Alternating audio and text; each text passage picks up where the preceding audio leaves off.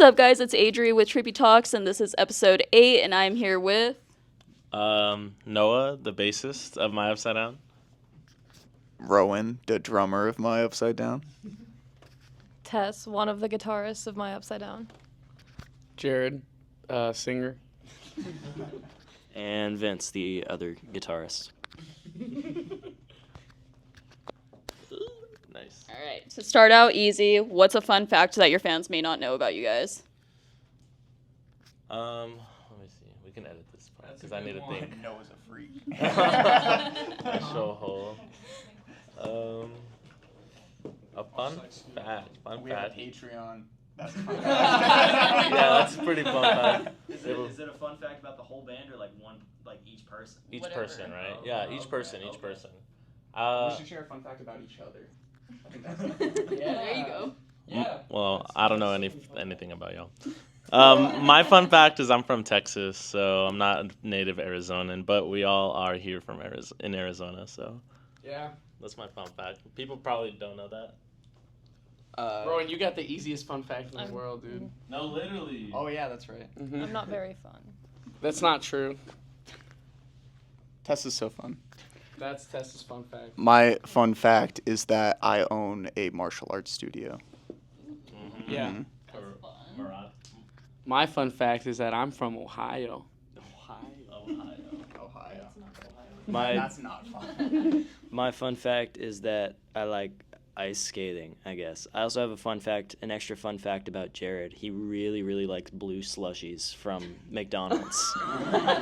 I did, yo. That specifically is interest that one worker, he was not wanting to deal with me. Dude. Said, "Where's my slushie?" How did My Upside Down come together as a band? That's a Jared question. That is a Jared question. Well, it started when I first decided that My Chemical Romance was amazing. And that was just a couple years ago because I grew up listening to like super hardcore music and I was always thinking that like their music wasn't for me. And then I started writing and I really found influence and solace in like the way that they wrote and the way that their songs were very therapeutic to me. And I was just like, man, I really want to do that. And so I got to Arizona and I was able to meet Noah at a local venue because I was just trying to get into the music scene and just see like what was going on. And I met Noah at this amazing now closed house venue, and we just instantly gelled. And then we found Rowan, the first iteration of our band. We played a show with Rowan's other band, and we were just like blown away by them. And then we started jamming together, and we needed a drummer, so like he stepped in. And then we were needing guitarists, and we swallowed our pride, just took the embarrassment, and posted on Instagram, like, hey, we need a guitarist. We need guitarists. And then we were so lucky that Vincent reached out and Tess reached out. And as soon as we jammed together, like, we had never done auditioning or anything like that. And then they came and they jammed with us, and it was just instant chemistry. And me, Rowan, and Noah were like, all right, like they're in, like absolutely. That's kind of how we came together. That's the best when you guys just instantly click and you don't have to like deal with having to do like auditions and stuff, because I feel like that's the worst, is having to like deal and talk with like a million different people and be like, this is what we're doing, this is what we're looking for. Absolutely. That's what I thought when you guys were doing, like when you had that flyers, like I wonder how many people are auditioning for this thing, like Dude, on the drive over to It wasn't too many, honestly, and I was kind of glad that it was over so quickly because I remember Ozzy Osbourne looking for guitarists. Rest in peace, by the way. When he was looking for guitarists, he went through like hundreds and hundreds and hundreds of auditions. And imagine like at that point, you're like, I don't even know what's good anymore. Yeah. And then he was able to go back and like see Zakk Wylde and be like, oh, this guy's actually amazing. But it took so long for him to just find somebody. And like I said, the mental gymnastics that you have to do to be like, is this person what I'm looking for? Is contestant 174? You know what I mean? Like, especially if you're Ozzy Osbourne, like everyone wants to play guitar for you. But I was just super relieved that these two were so amazing and we're so down with like our vision. Anyways. Helps that they're cool people too. Yeah, that's a prerequisite. Like, Yeah, exactly. It doesn't matter how amazing you are as an instrumentalist. It doesn't matter if you're the next Madonna or anything like that. Our 3 main values as a band is empathy, kindness, and respect. And like if you can't showcase those, then like we're not really interested in associating with you. I absolutely love that. That's fucking amazing because not everybody has those, and I feel like that should just be like basic morals at the end of the day. Like bar minimum, and you know, I don't know what it is about music, but it can turn people into assholes. Am I allowed to curse? No, yes, absolutely. Okay. People are just assholes sometimes. No, they really have no are. reason to be. They really are. You know, I don't get it. Right. What inspired the name My Upside Down? Also a Jared question. I know that one though. Yeah. Well, we were first back in the It's day. gonna be a story time for everybody. I know, I think Noah knows this, I know. but Rowan knows this. It was because the first iteration of our band, it was just one night. We're talking about names. We have no idea. And I was thinking of stuff where it was like, you know, My Dark Alley or My Bad Blood or, you know, My Stray Bullets, stuff like that. Like, obviously I was like, you know, super inspired. They were on the brain, but I was like, I want my own version of that. And then our first guitarist was bringing names like, one name in particular, Upside Down Crown, which I really liked the upside down part. I didn't like the crown part, so I was like, My Upside Down. And he hated it. And I didn't give up. For 6 months, I was like, this is the name, just keep going with it. And then one day, he woke up, he was like, yeah, it's the name. And so we just settled on that. You manifesting that in real life. Because there was something to it, you know? And it kind of rolled off the tongue. I was like, dude, I've never heard a name like this, and it sounds fresh, whatever, let's do it. I think it definitely stands out from like the normal names that you hear nowadays. So I feel like that it was a good choice for sure. Thank you so much. I know, because sometimes the name, like, you know, when somebody's listening to music, I'm snobby when I listen to new music. Like, you got to do the eye test, you got to do the album cover test, and you got to do, like, the 10-second, like, I'm going to decide if I like this or not. Yeah, in for 10 sure. seconds, you know what I mean? For sure. So you got to have your boxes checked if you want to, like, make an impact on somebody. For sure. Yeah, I feel like when you look on like a flyer for like a show, I feel like a lot of the names, especially locally, kind of just like blend up together. Mm-hmm. Or in the font that nobody can read. Mhm. Yeah. Yeah. That's the absolute worst. That's my biggest pet peeve, especially on like the festivals and stuff. It's when you can't fucking read the font. Yeah. And I'm like, what the fuck does that say? We all go to like the same guy on Fiverr. Like the first band that I played in was the same thing. We went to like some guy on Fiverr and he's like, I can make you a logo. And I was like, I know the name of this band and I still can't tell what that says. That's awesome. Alright, describe your guys' sound in 3 chaotic words. Chaotic words. I think vivid is a good word, I think. No, it's a terrible word. Bro's Yo, trying to what if we rage use bait all me V- right now. What if we use all V words? All V words? Because my word would be violent. Violent. That's That's what I was vivid, gonna say. violent, I think we're Violent. scrupulous. and Vegan. I'm just voracious. kidding. Vivid, violent, and voracious. Voracious? Yeah. I was thinking like voluptuous. Voracious. Y'all are better What than the about- acronym thought of 3 words for me. But I say voracious because it feels like when I've heard somebody say like I'm a voracious reader. That means like I'm like an insatiable reader. You know, I can never stop reading. Like, or I have a voracious appetite. It's like an endless appetite. I kind of like our music to be encapsulated by that word because it feels like very insatiable. That's why I like violent pop is because it feels like super aggressive and in your face, and yeah. I don't know, Voracious. You're like the walking. The word dictionary. man. Yeah. Dude, I'm only part of it now since Tess wrote our one of our new songs that's like getting worked on right now. Stealing your job. Yeah. Mhm. Please make my job easier. Yeah.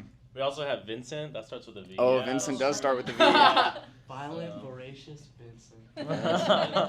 Guys, we gotta scrap the name. It's a good band name. Violent Voracious Vincent. Yeah. That's I got VVV. one. I got a good one. If Okay. we're going with the V's, I think Vulnerable is a good one. That I is think, a great yeah. That one. was, okay, that was a Mhm. good one. Yeah, that's a winner. That was- So instead Snaps. of, like, Snaps. V, Snaps. It was like 17, but you know, it's alright. as many V words as there are. That's actually a great way to describe our sound. I think we so. write from a very real place, and even when we're storytelling, just because a lot of the songs on our project, thank you, Rowan. Yeah. A lot of the songs on our project that came out, they're like half storytelling mixed with half real experience. So a story cannot be effective until like you feel the moment it draws you in. And I feel like we use real emotions to craft that story so it can like have an impact. And you can't bring in real emotions without a sense of vulnerability, you know, because then you're just lying to yourself and trying to create this big facade. And like that's just not something that we are interested in. You know, we want to be as real as possible, and it just so happens that like I'm a very theatric person, so I've always been influenced like so heavily by grandiose storytelling. But you know, a lot of stuff has happened in everyone here's life that like we bring to the table, and it like pushes our sound to this certain aspect. Yeah. Well, it's good that you guys said vulnerable because that just leads right into the next question very well. How do you guys balance emotional vulnerability with the energy of punk and emo rock? I think being emotionally vulnerable is punk. I think, like, I don't know. I think because I grew up listening to a lot of like punk rock music, and that's like half the reason I joined this band is because I've played in a few different bands, but like I really connected with Jared's lyrics, like because Jared mentioned this earlier, but like I played a show with them while I was in a different band, and like I heard the first song, and I was like, oh yeah, these guys are pretty good. And then I got to Green Eyes, and like the lyrics for that song were just like stuck in my head for weeks after that. And then like Jared reached out to me and was like, hey, you want to play in this band? I was like, oh, yes. But like I think being open and being vulnerable and being like passionate is like very punk rock, because like the whole like anti like authoritarian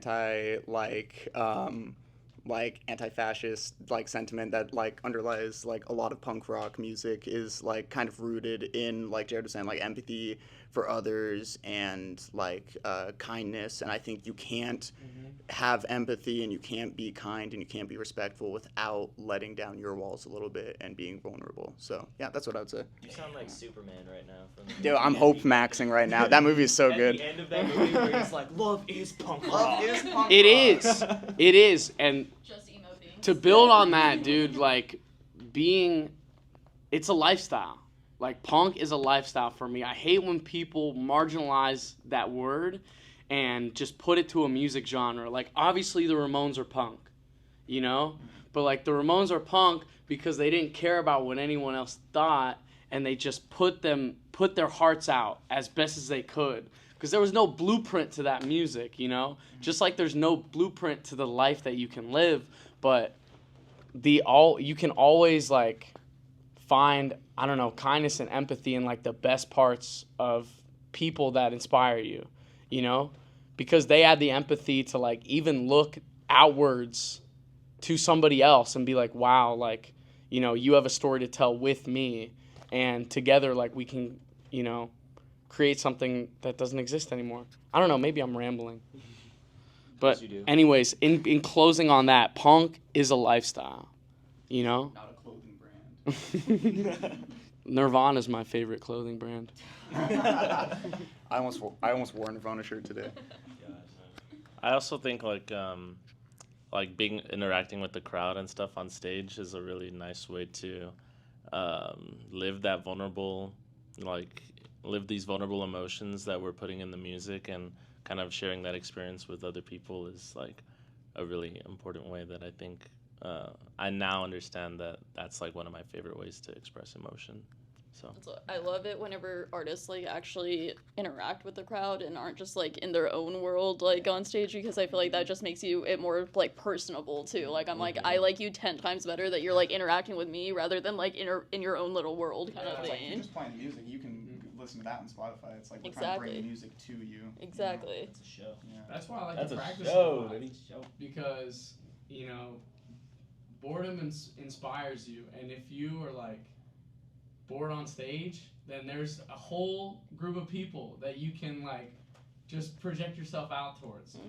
That's why I love going on stage for a performance and knowing like every single song like the back of my hand, because then that gives me the opportunity to like find somebody or like find the whole group of people and like try to connect with them, sing to them. And that's just me like having a musical theater background though, I think performance is so important. It is. It's so important. And just like Rowan said, like if we're gonna just play the songs on stage and like just keep our head down, like just go listen to Spotify, Like you gotta give me something to latch onto if I'm like watching somebody. Exactly. All right, what's your guys' favorite venue to perform in Phoenix? Ooh. Wow. so far, I think the Underground. I mean, the Nile Underground popped into my head first, so I think I have great memories there. The Underground's too hot. I almost pass out every time. Nile Theater, we still love you.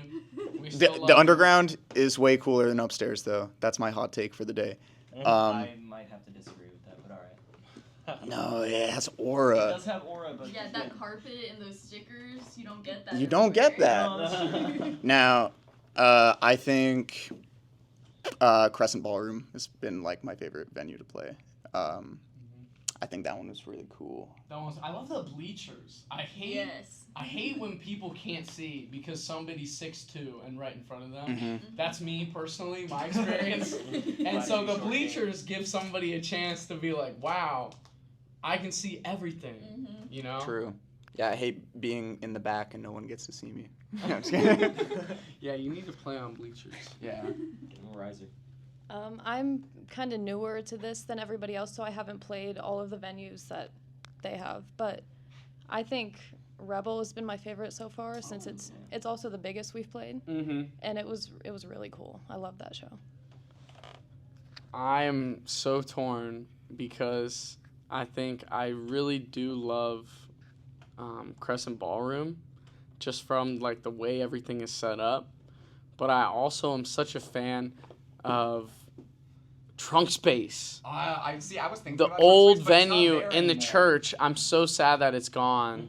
Fuck that place. Fuck that place. No, Trunk Space. We played a show, they had no security, a guy walked in, like bashed somebody's head in, then they took all of the money from the bands to repair their window and paid us $10 and banned us from the venue because they didn't have security. Oh my gosh. Okay, that so is glad pretty. That venue doesn't exist anymore. My Fuck experience that is place. vastly different. And I do love the Andy Warpigs mural that they had. That was cool. And the crazy, he kind of looks like Weezer if Weezer was a zombie, if Rivers Como was a zombie. See, I was thinking In more the like back, King King Crimson. It looks like the King of Century's Schizoid Man and album cover.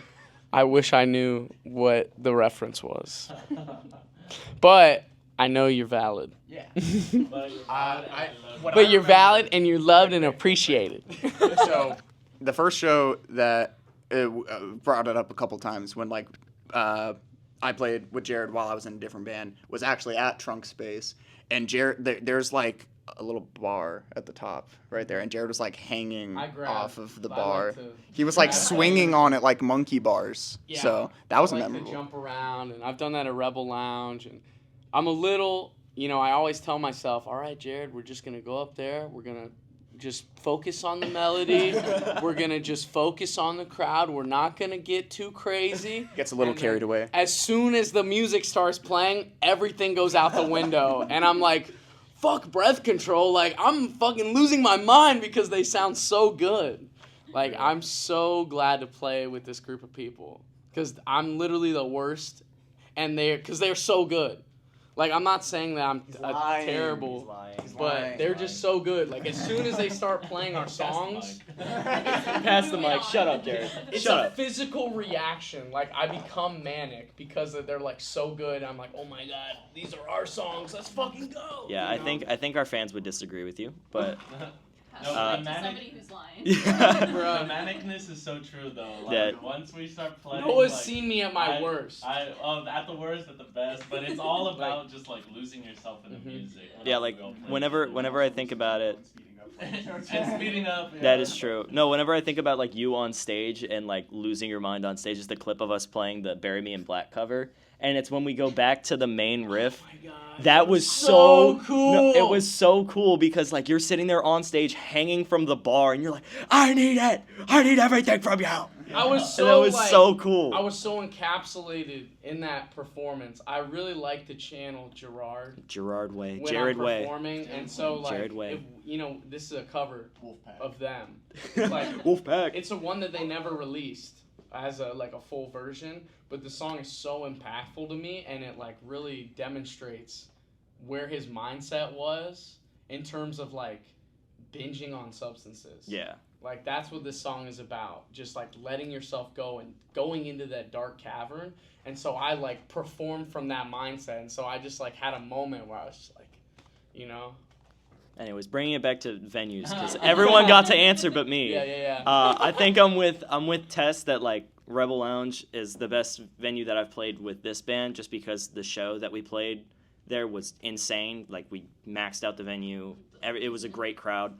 But a venue that I've gotten to play that these guys haven't gotten to play, and I really hope we do get to play there, is Mesa Arts Center. That stage I do like. is Oh, man. amazing. We have played Bro, there, actually. You've played Mesa Arts Center? Proof is in the pudding. Yeah. Oh, That was where I got to play it yeah. too. But that's the same. Like I saw That Dream is Theater a there, cool and venue. their sound is just it was so good, and the Dude, stage that's is such a giant. cool venue, It was awesome. man. I Yeah. felt intimidated on that stage It's because big. it was so big. We had a cool We ass low-key dressing fumbled room. A little bit. No. Yo, so we played there one time because we were in Alice Cooper's Proofs in the Pudding, and I was not used to wireless mics with a switch on them. So I'm up there not having a care in the world. I go to sing and the mic switched off. Oh. And I'm like, so I look down. Okay. Like, and that's how we lost the competition. You still place third? Yeah, I don't know how, That's dude. better than I ever did. Just pure energy up there. But it was really fun, and I would love to play that venue That again. would That be venue, awesome. it's because it's like opera style. It reminds me of like an opera house. Well, and there's still space for people to like stand in the front of the stage, depending on which stage you're playing. Yeah. And then Yeah. there's also seated, and it's double decker. You put like 500 people in there. Alice, let us know, man. I got the same birthday as you, so let's lock it in. Okay. If your band was a horror movie, what would the title be? My upside. Oh, I already know. I knew Jared. Let's see. Jared knows. Jared knows. A strange new obsession. Oh, that's the next project, by the way. Ooh. That's true. Spoilers. But Yeah. I love that. Because it sounds like an obsession turned into insanity. It's like that dude from You. Yes, Joe. You know? Exactly. It's like if Joe was Bagul from Sinister. Oh, iconic. Yeah, that's kind of how I feel. Can you say that into the mic? That line. It's like if Joe was Bagul from Sinister. Say that one more time. I've seen Like it. I'm saying in Spanish. Wait, can you? Does anyone else have a horror movie title? I'm trying to think of one. I think Jared has been thinking about this question specifically just for a while. Mm-hmm. Because you have to have something that feels like a movie, you know? Last night was a movie. It's like, it's got to feel like a Spielberg or a Tarantino. Or, I'd love to see Tarantino. or a Romero, or a George Romero, you know? Pan's Labyrinth has like horror elements in it. But it's like, and I want to creature see him design. make like a full-on cheesy slasher, but it's like Tarantino, so it's not a cheesy slasher.